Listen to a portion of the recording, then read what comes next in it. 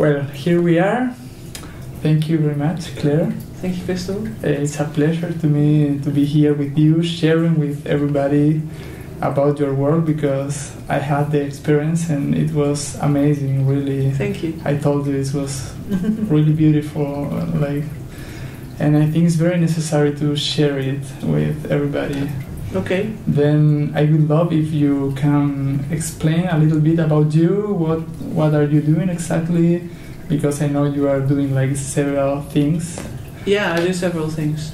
Yes. Yeah, I work with different elements. I work with the cards a lot at the moment because we had this problem with ayahuasca in Chile, and so I'm working more with the cards, which I do without any medicine. So, but the medicine is kind of in my body now because 7 years ago I was called by the spirits of South America to come.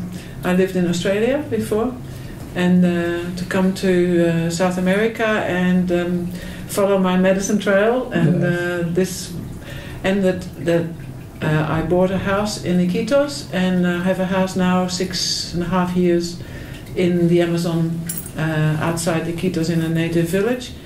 And I'm at the moment on tour, and so I don't always work with the ayahuasca, but I have been working very, very much with ayahuasca in Iquitos. And I cook my own ayahuasca. I work with that plant to help people break traumas, ancestral pain, problems with their relationships. People come for all these different things. And sometimes just emotionally or physically as well? You see, physical also helps a lot. Yeah, at times for myself also, I became a lot healthier, and I'm now in my 60s, so I feel that ayahuasca has helped me a lot with my health. It cleans you out a lot, which of course helps. I have noticed that over the years, as people get older, they put toxins in their bodies, and sometimes the toxins don't go away. And then if you have a trauma or a problem, or you worry a lot about something, it makes extra toxins. So yes, and I knew some people with cancer, for example, working with ayahuasca. Yes, they do, but I have not specialized in this sort of thing. I find that the people that I don't advertise, I feel that the spirits and the energies of ayahuasca will bring people to me as necessary, as they need, because I think everybody needs different things. Yes, of course. So by the law of magnetism or the law of connection, people are called and brought to different shamans or different healers, or they are led to find different books so that they will heal themselves and go forward on the path. And so these people come to me. What has come to me a lot in the past have been women who had sexual abuse when they were very young. It's never been a particular interest of mine, but I find that I've been able to help them, and they have gone away feeling much, much better. With ayahuasca? Yeah, because they come to my house in Iquitos. Yes. And do 2 or 3 days or a week or a few weeks, and drink several times. And they, I seem to be able to help them to clear out this old anger, which affects them physically and affects their relationships. For instance, a woman who's had a lot of abuse finds it very difficult to have a relationship that is relaxed and open with another man. And also at times I had one person who wanted to follow her career of singing, which was her great love, and she found she had no confidence, and this was related to being abused when she was young. So she had one night of throwing out a lot of stuff. Yes, of course. And then later on she wrote to me, I'm singing and I'm doing what I always loved to do, and she showed me her videos. Yes. And you're an amazing singer. Oh, thank you. I've always... For sure it was an influence. Yeah, it was gorgeous. And so I never thought I would be doing this work, but I feel it's really opening up for me, and I'm really enjoying it. So. And could you explain for someone who really don't know what is ayahuasca, like what is for you? Ayahuasca is basically a plant, to come back to the very basics of things. Yes. Please. And it's a vine that grows up in the trees, and we harvest the vine. It's I don't know if you can see it here. It's a piece of ayahuasca that's been dried and put a lot of varnish on because it goes moldy if you don't. It looks like a brain. Yes. It's like a piece of wood. Yeah, it's a piece of wood, and we bash it until it's all pieces, and then we cook it for about 6 hours. Then we put other plants in, the chacruna. They have a relationship. The chacruna or wambisa, these are different plants. The wambisa is very similar to the chacruna. It has a very similar leaf, and it depends on what is available at the time. Because I've not been able to grow chacruna, I've been able to grow ayahuasca in my place. And the first harvest I had after 3 or 4 years, and I was extremely happy with that. And is it different if you use one or other plant? Yeah, it depends. There are different recipes, and there are different shamans who use different things. One of the great culprits of the bad news about ayahuasca is the datura at times, which gets put in the plant to help with dreaming. It is a dark magic plant, normally used for looking into things that get lost, or people that are lost, or something like that. You can use it for that, to dream about bad things that have happened. Yes. But then it can also open up things that are not so nice for the person. And a lot of shamans put a little bit of that, especially because the foreigners at times say, we want to really feel this, we want to, suck it to me. And they are just looking for another hit of something. And this is not, for me, this is not what ayahuasca is about. So I don't like using it. I have in the past sometimes used it. If we have a lot of it in the brew, it can make people unconscious. It can make people go out of their body and not come back again. It's dangerous for that. And so I think we need to be very careful who's cooking the ayahuasca. Of course, yes. The other thing is an interesting process that's happening with the ayahuasca in cooking is that it absorbs the energies of the people around it and the place around it. And it's something you really can't see. I find that when I'm working with the ayahuasca in cooking time, I get very tired and I feel the plant is just taking my energy, put it in the brew. Yes. So then it's very important who is cooking. Yeah, I think it is, because it gives quality to the plant and to the brew. And also I use an altar with crystals, and when I'm refining the ayahuasca afterwards, it can take up to 2 or 3 days to cook the bottle. So it's a big process. And you can't do it too many times. You get a bit sort of, it wears you out if you do it. I have a really lovely worker who works with me for about 5 years now, and I've totally trust him, and he's great energy, and his ayahuasca that works together with me. We make a good team in that. And then when I'm refining the ayahuasca, I sometimes put my crystals from my altar in the ayahuasca, so they are talking. It's like the ayahuasca is directly talking to my altar, and I use the altar in my ceremonies as well. So we get a real teamwork between the different elements I'm using. And now you are like surrounded with shamans in Peru. In Iquitos, yeah. How do you feel about this like new era, this new time? Do you feel that they are like more open in their work, or to share their knowledge with everybody? It's a really complicated issue, because it's their kind of like their inheritance. They have many thousands of years maybe of working with this plant, but they normally don't use it so much for healing the planet or for spiritual advancement. They use it because a person is sick, because someone is lost, because a chicken got stolen. Yes. This is what they use it for. And normally the shaman will drink, and then he will tell the people what he saw in his journey, and he will work maybe with tobacco to help the sick person.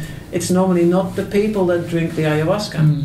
So here we come with lots of foreigners, and they say, "Wow, this is a great thing. We want to get in there. We want to be shamans." And the natives don't understand this. And then also the shamans, when they get a lot of money for these things, they start to feel really crazy. And normally when a Peruvian has a lot of money, I hope nobody minds, but in my area people drink a lot. So then that's what they do. Okay. And so it doesn't always help to give them a lot of money, but at the same time they should be rewarded.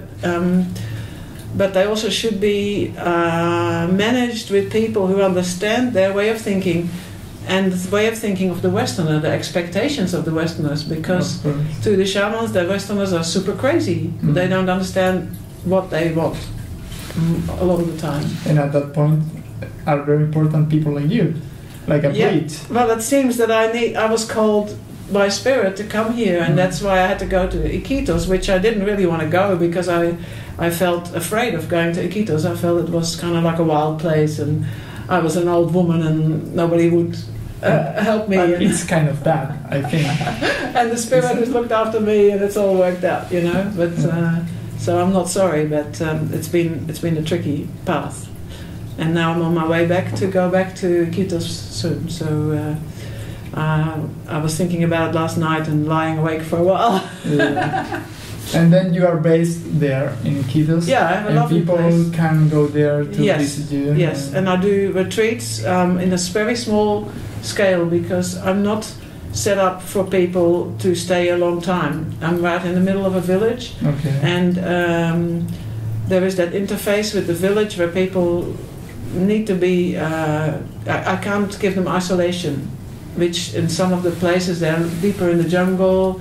They have a bunch of people that look after this, and if I was to go deeper in the jungle, I need a guardian with a gun. I need dogs. I need places to protect it. It's this crazy place. I can't handle that. Yes. So for me, it's been important to be close to the village. I've had people around me that like me and help me. Yes, of course. How did you feel here in Chile?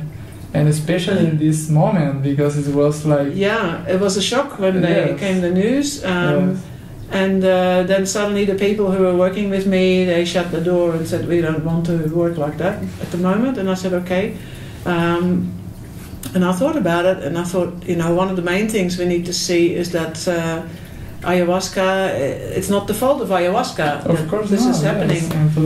It's like saying we have knives in the kitchen and now everybody should not use knives, you know. Yes. It's crazy because knives can kill people very easily. Yes, of course. And it happens occasionally that people get killed by their own kitchen knives. Yes. So by saying this is a crazy idea, but yes, ayahuasca does need to be treated with respect. I really don't like it when people use ayahuasca day after day after day. I think it is too strong for most people to be able to handle it like that. Of course. I myself am not prepared to drink ayahuasca every night. I kind of support. Yeah, and I think that it's not safe to drink it by yourself when you are only in the beginning. You have to be at least, for me, 20 times working with a shaman before you get an idea of what ayahuasca does to your body and you can actually work with it. So it's not a thing for children. It's not something to drink when you buy a little bit of ayahuasca and let's take it with my friends. Yes. I don't think that's a wise idea. Of course.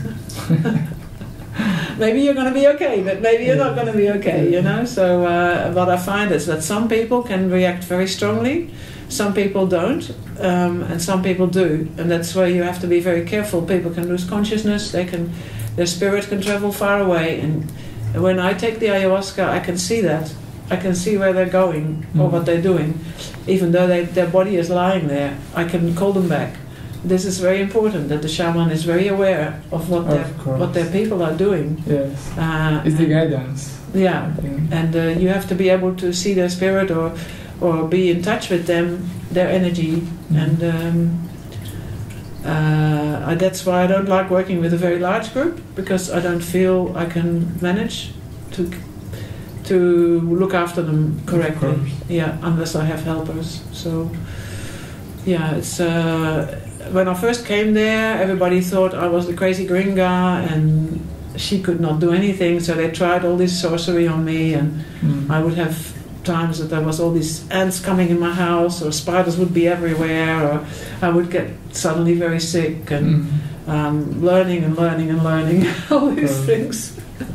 And how is the situation in Australia or Europe? Because you are from Holland. I'm from Holland. I think in Holland things are more open. Okay. But and is it illegal?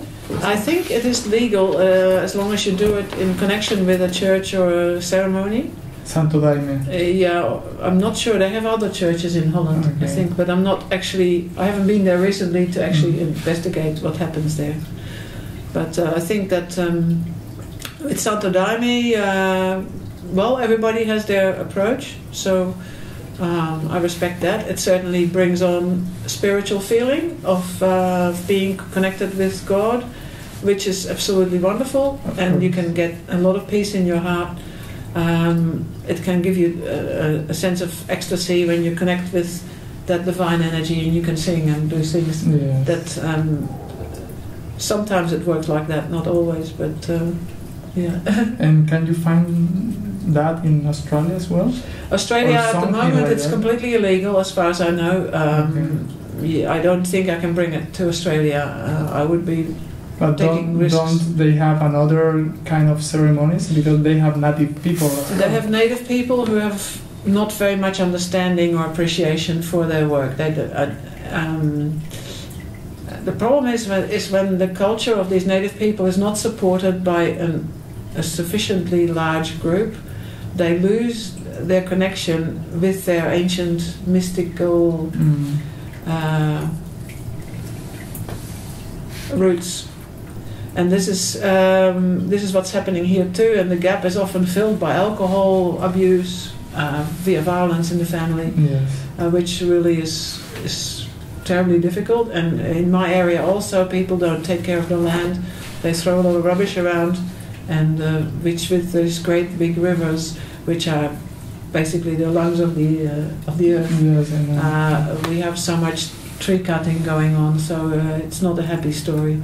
And I hope that we can turn it around. I hope that we can help the earth energetically also by singing together with groups. Sometimes I have people that are sufficiently aware of this situation and are not just coming to the ayahuasca for their own healing, but they come together to do a group healing. And sometimes that happens spontaneously, and it's really delightful. Beautiful. We can do things for the earth or for the environment, yes. or for certain issues, and I have seen results. And at the end you are healing yourself as well. Well, we are Connected. we are the earth. Yeah.